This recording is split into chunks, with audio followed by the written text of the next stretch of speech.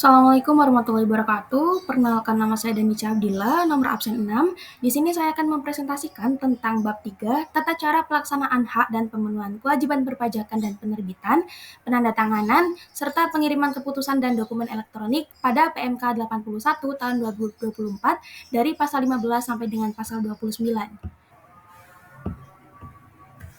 Pasal 15 sampai dengan 17 membahas tentang kewajiban pendaftaran NPWP.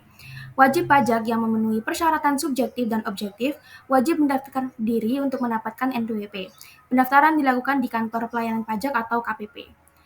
NPWP diberikan setelah proses pendaftaran selesai dan dokumen dinyatakan lengkap. Nah, NPWP ini akan diterbitkan langsung oleh DJP. Kemudian yang kedua yaitu adalah persyaratan pendaftaran. Persyaratan subjektif sesuai ketentuan subjek pajak dalam Undang-Undang Pajak Penghasilan atau PPh, yaitu orang pribadi, badan usaha, warisan belum terbagi, dan bentuk usaha tetap atau BUT. Yang kedua yaitu persyaratan objektif. Subjek pajak tersebut memiliki penghasilan yang dikenakan pajak dan memiliki kewajiban untuk memotong atau memungut pajak. Kemudian wajib pajak orang pribadi. Penduduk Indonesia dengan nomor induk kependudukan atau NIK berfungsi sebagai nomor pokok wajib pajak atau NPWP. Lalu untuk non-penduduk Indonesia menggunakan format NPWP dengan 16 digit angka. Kriteria wajib pajak orang pribadi yaitu yang pertama, melakukan usaha atau pekerjaan bebas. Kedua, tidak melakukan usaha tetapi memiliki penghasilan di atas PTKP. Yang ketiga, ketentuan khusus untuk wanita kawin. Wanita kawin diwajibkan mendaftarkan diri sebagai wajib pajak jika pajaknya terpisah dari suaminya.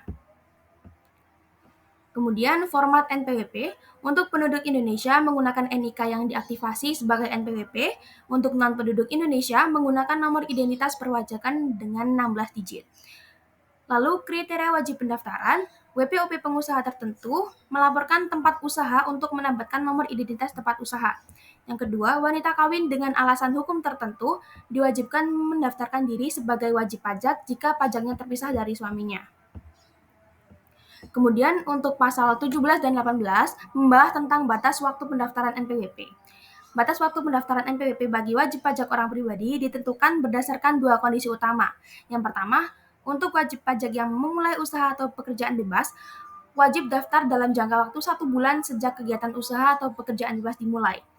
Kemudian yang kedua, untuk wajib pajak yang tidak memiliki usaha tetap, memiliki penghasilan melebihi PTKP wajib daftar paling lambat akhir bulan berikutnya setelah penghasilan tahunan melampaui penghasilan tidak kena pajak atau PTKP. Jika tidak memenuhi kewajiban, maka akan dikenakan sanksi. Kemudian identitas perpajakan, untuk penduduk Indonesia menggunakan NIK sebagai NPWP. Jadi setelah wajib pajak terdaftar, NIK akan tervalidasi sebagai identitas perpajakan. Kemudian untuk non-penduduk nomor identitas perpajakan 16 digit, wajib pajak non-penduduk seperti warga negara asing akan diberikan nomor identitas dengan format 16 digit. Kemudian untuk pasal 19-22 membahas tentang prosedur pendaftaran NPWP. Langkah-langkah pendaftaran untuk wajib pajak yang pertama, mengisi formulir pendaftaran dengan dapat diperoleh di kantor pelayanan pajak atau KPP atau diunduh melalui situs resmi Direktorat Jenderal Pajak atau DJP. Kemudian yang kedua yaitu melampirkan dokumen pendukung. Bagi penduduk Indonesia tidak memerlukan dokumen tambahan khusus karena NIK akan tervalidasi langsung oleh DJP. Tapi untuk non-penduduk atau warga negara asing itu menggunakan paspor, KITAS atau kartu izin tinggal terbatas atau kitab kartu izin tinggal tetap pas foto terbaru. Dan untuk badan usaha memerlukan dokumen seperti akta pendirian perusahaan, NPWP pengurus serta dokumen izin usaha terkait. Penerbitan NPWP ini maksimal 1 hari kerja setelah dokumen dinyatakan lengkap.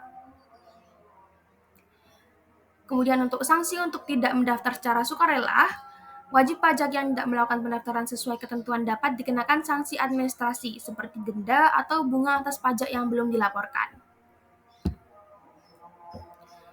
Pasal 23-24 membahas tentang perubahan data.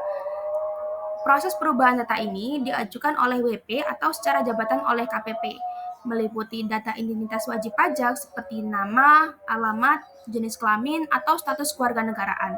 Kemudian data administrasi usaha seperti nama usaha, alamat tempat usaha, atau bidang usaha.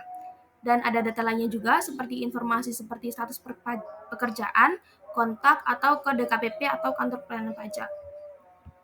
Pemindahan wilayah KPP. Jika wajib pajak pindah domisili ke wilayah yurisdiksi KPP yang berbeda, data perlu disesuaikan di KPP yang baru, atau perubahan alamat yang memindahkan KPP membutuhkan proses 5 hari kerja. Kemudian, sanksi jika tidak melaporkan perubahan data, yaitu wajib pajak yang tidak segera melaporkan perubahan data dapat dianggap lalai dan berpotensi menghadapi sanksi administrasi, termasuk denda sesuai peraturan perpajakan.